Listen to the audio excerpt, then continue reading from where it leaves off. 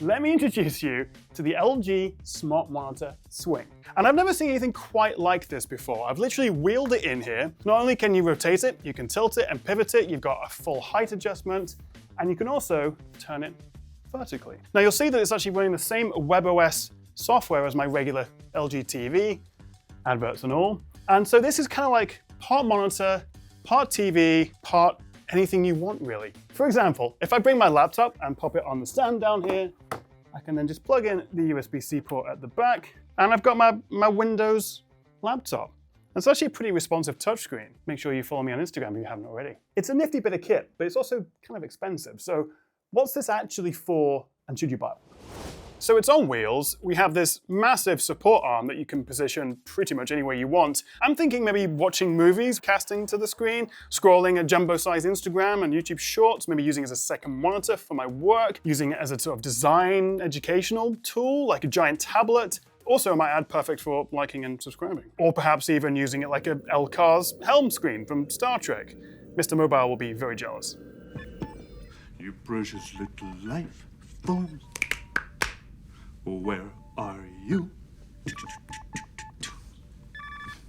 So in the box, we have this super heavy wheeled stand, we have a stand cover, this massive spring support arm with a warning not to remove this brace before installing the screen, otherwise it may smack you in the face. Oh, and by the way, this helpful sticker just reminds you that while it's called a swing, it doesn't mean it is one. And you just screw it into the base and then unbox and install the power adapter and the cable, which fits very snugly into the base here, and then plug in the power cable that feeds up through the arm. Next, you're going to want to unbox the screen, which easily clips on via LG's one-click system, then plug in the power and remove the arm brace, but be careful. And then you can either use this bundled remote or the touchscreen to finish the setup. That's it. What I love about this is just how flexible it is. The fact that I can wheel it around. It's on caster wheels under here. You've got the height, tilt, rotation, vertical, horizontal use, and of course being a touchscreen, you can interact with it however you like. We've also got this little remote control which comes with it, typically LG plasticky. But the industrial design, the style, the build quality, is all really, really high end. Although what you will notice from this video is that it's also very reflective. The screen is nice, as I say, 4K touchscreen, but it tops out at about 350 nits, quite reflective. You're not going to get any kind of proper HDR there. And it's also LCD, it's not OLED or anything like that. So it's very nice, but the screen could be better. But remember, unlike LG's own, I think it's called the Stand By Me monitor, that is a battery powered display. This, you have to plug it into the wall. So I've got my little cable down there to an extension lead. So obviously it's not as flexible as that, but then you also don't have to worry about it running out of battery life after like 2 hours. So front and center is this WebOS 24, I believe, software. Very familiar if you've used an LG TV from the last couple of years. And it is nice. You have all the streaming apps you need.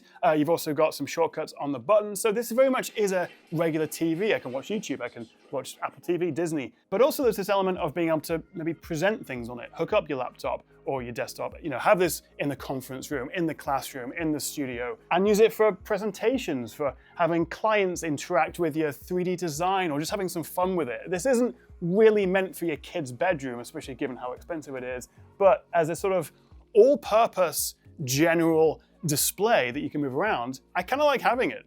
Think of it as a smart TV and workstation on wheels. And I could see this being great for demoing products, giving presentations, definitely as a sort of education tool or for exhibitions in your shop. And you've also got a pretty good range of apps built in, like GeForce Now, if you want to stream games, although it's not really the best display for gaming. You can go into the Home Office card, and from here you've got apps like Office 365, Chrome, and Chrome Remote Desktop. You may be thinking, why not just buy a nicer touchscreen monitor and put it on a Visa mount, which you can then put on a wheel contraption. Like, you could build something like this yourself in a way, but it wouldn't be this nice in terms of the industrial design, and also just the flexibility, the smoothness of it all, to be able to rotate it a full, what was that, 90 from the front, but almost a full 180 this side. It sort of stops about there.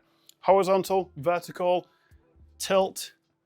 Oh, that's quite I don't even know what that specific angle is. We'll put it on screen, but that tilts up a long way. This is nice. I could really get used to using something like this, and whether I'm using it standing up or, let's see, rotate it around, bring it down. I could use it as a second screen. I could bring it down. I could use it as like a little console tablet station here if I'm doing some drawing or art, I've got my laptop or PC connected, or even your games console. It's like you're limited by your own creativity. You've just got so many options with this, and I think it's really fun. I'm on the Windows desktop here. I can navigate around. I've got the on-screen keyboard, although more likely I'd probably use a Bluetooth keyboard with this setup, and just like using it as a second screen to my laptop here. And actually, I really like the idea of putting my Mac Mini on the back here and having it almost like a portable, wheelable iMac. The trouble is, macOS doesn't support touch inputs, so you can't, well, use this as a touchscreen with your Mac, although you can with a Windows PC. It's pretty cool, but I would have loved an option to have maybe a couple of different display types, even if they called it the Swing Pro or something and gave me a 500 nit, 1000 nit HDR OLED screen. But it all comes down to how you're going to use it.